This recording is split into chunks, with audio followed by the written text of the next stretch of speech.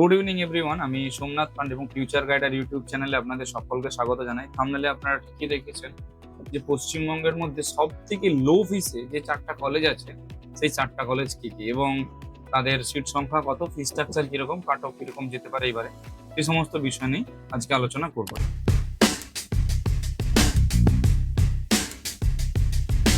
দেখুন, সবার শুরুতেই যদি দেখি, নাম্বার 1 পজিশনে যেটা রয়েছে সেটা হচ্ছে কেপিসি, যার সিট সংখ্যা 200টা টোটাল। এবং স্টেট কোটার ফিস যদি দেখি 2 লাখ টাকা করে রয়েছে পার সেমিস্টার। আর যদি ম্যানেজমেন্ট কোটার ফিস দেখি 8 লাখ টাকা করে রয়েছে পার সেমিস্টার এখনো পর্যন্ত। তবে এই বছর কেপিসি ফিস বাড়াতে পারে, শোনা যাচ্ছে যেটুকু। এখনো পর্যন্ত অ্যাফিলিয়েশন কিন্তু কেপিসি সিট বাড়ানোর কোনো রকম ভাবে অ্যাপ্রুভেল নেয়নি। আচ্ছা, সেকেন্ড যেটা কলেজ রয়েছে সেটা হচ্ছে হলদিয়া আই কেয়ার মেডিকেল কলেজ, যার স্টেট কোটাতে ফিস রয়েছে 2.5 লক্ষ টাকা পার সেমিস্টার। ম্যানেজমেন্ট কোটার ফিস রয়েছে 9.5 লক্ষ টাকা পার সেমিস্টার। তবে আই কেয়ারের এই বছর ফিস স্ট্রাকচার বাড়বে না, এটুকুনি আপনারা নিশ্চিন্ত থাকতে পারেন। আর যদি সিট সংখ্যা বলি, সিট সংখ্যা রয়েছে আই কেয়ারের 150টা, সেটা এই বছর 50টা হলেও বাড়তে কিন্তু পারে।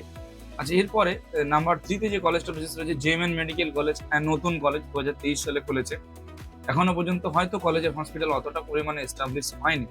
তবে নতুন কলেজ হলেও কি হবে, কলেজের পারফরমেন্স খুব ভালো, একাডেমিক ফ্যাকাল্টিও খুব ভালো। এই ডব্লিউবিইউএইচএস এর আন্ডারে 2025 সালে সব থেকে ভালো র্যাঙ্ক করেছে কিন্তু জেএমএন এর সিট সংখ্যা হচ্ছে 150টা।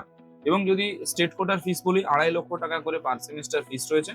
ম্যানেজমেন্ট কোটা যদি ফিস বলি 9.5 লক্ষ টাকা করে ফিস রয়েছে। তবে জেএমএন এরও এই বছরে ফিস স্ট্রাকচার বাড়ার কোনো রকম ভাবে কোনো সম্ভাবনা নেই। এরপরে নাম্বার 4 পজিশনে যে কলেজটা রয়েছে সেটা হচ্ছে শান্তিনিকেতন মেডিকেল কলেজ।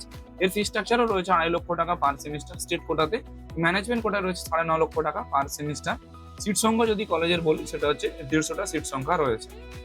এবারে সব থেকে বড় বিষয়, যে স্টেট কোটায় কলেজে কাট অফ কত যেতে পারে। দেখুন, আমরা অনেকটাই ক্যালকুলেশন করি, আপনাদেরকে যে নর্মাল ভাবে বলে দিচ্ছি যে এতটা যেতে পারে বা এতটা যেতে পারে, এর পেছনে একটা প্রচুর বড় লেভেলের ক্যালকুলেশন থাকে। অনেকে ইউটিউবে এসে সেই ক্যালকুলেশনটা দেখায় বা দেখানোর চেষ্টা করে। আমরা যেটা অলরেডি ক্যালকুলেশন করে রাখি, আমরা সেই জিনিসটা দেখালে অনেকটা লেন্দি ভিডিও হয়ে যাবে, প্রায় ধরে রাখুন 9-10 মিনিটের উপরে ভিডিও চলে যাবে। আমরা চেষ্টা করি যতটা শর্টে ভিডিওটা দেওয়ার। দেখুন, যেটুকু আমরা পেড করেছি কেপিসির ক্ষেত্রে, যে স্টেট কোটার কাট অফটা গভর্নমেন্ট কলেজ থেকে আমরা ধরুন 1 থেকে 1.5 নাম্বার কমবে যদি এই ফিসটাই থাকে। আর যদি ফিস বাড়ায় তাহলে আর 5টা কলেজের মধ্যে কিন্তু কাট অফটা যাবে, যেটা গভর্নমেন্ট কলেজের থেকেও প্রায় 8 থেকে 9 নাম্বারের ব্যবধান থাকতে পারে।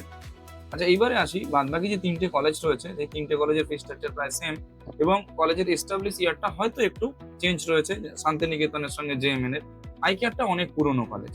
তো আই কেয়ারের ক্ষেত্রে কাট অফটা কেপিসিতে ধরে রাখুন যদি আমাদের 531 যায় কাট অফ স্টেট কোটায়, আই কেয়ারের ক্ষেত্রে কাট অফ নামতে পারে 527 থেকে 528, এর নিচে কিন্তু নামবে না কোনো রকম ভাবে। অর্থাৎ কেপিসিতে যা কাট অফ যাচ্ছে তার থেকে 3 থেকে 4 নাম্বার কম হতে পারে আই কেয়ারে, যদি কেপিসির সেম ফিসটা থাকে। এবং জেএমএন আর শান্তিনিকেতনে প্রায় সিমিলারলি 12 থেকে 15 নাম্বারের গ্যাপ থাকতে পারে। অর্থাৎ যদি 527 বা 526ও যদি যায় আই কেয়ারে, সেই ক্ষেত্রে 12 থেকে 15 নাম্বার মানে প্রায় ধরে রাখুন 510 থেকে 511 পর্যন্ত আপনার জেএমএন এবং শান্তিনিকেতন কাট অফটা ধরে রাখতে পারে। তো এই হচ্ছে স্টেট কোটার কাট অফ। আর ম্যানেজমেন্ট কোটার ক্ষেত্রে যদি বলি, কেপিসিতে ম্যানেজমেন্ট কোটা পেতে গেলে ন্যূনতম যদি ফি স্ট্রাকচার না বাড়ে তাহলে 1,12,000 বা 1,13,000 র্যাঙ্ক থাকলেও আশা করছি কোনো রকম ভাবে একটু জুগাড়ে লাগিয়ে বা ঠিকঠাক কাউন্সিলিং করিয়ে প্যাথেটিক ওয়েতে ভালোভাবে হয়ে যেতে পারে। আর যদি ফি স্ট্রাকচার বাড়ায় তাহলে সেই ক্ষেত্রে আপনি 3.5 লাখ র্যাঙ্ক পর্যন্ত ধরতে পারেন। আচ্ছা, আর বাদবাকি যে 3টে কলেজ রয়েছে সেই 3টে কলেজে যদি কাট অফের কথা বলি, হলদিয়া আই কেয়ারের ক্ষেত্রে ন্যূনতম আপনার ধরে রাখুন এই বছর স্কোর লাগবে প্রায় 315 এর ওপরে, অর্থাৎ 315 এর ওপরে যদি আপনার স্কোর থাকে তাহলে সেই ক্ষেত্রে আই কেয়ারটাকে আমরা প্রাধান্য দিতে পারি বা লিস্টে রাখতে পারি। হয়তো ফার্স্ট রাউন্ডে আসবে না ঠিকই, কিন্তু সেকেন্ড রাউন্ড বা থার্ড রাউন্ডে হয়তো চলে আসতে পারে। আর শান্তিনিকেতন আর জেএমএন এর কথা যদি বলি, সব থেকে কম কাট অফ যায় শান্তিনিকেতনে।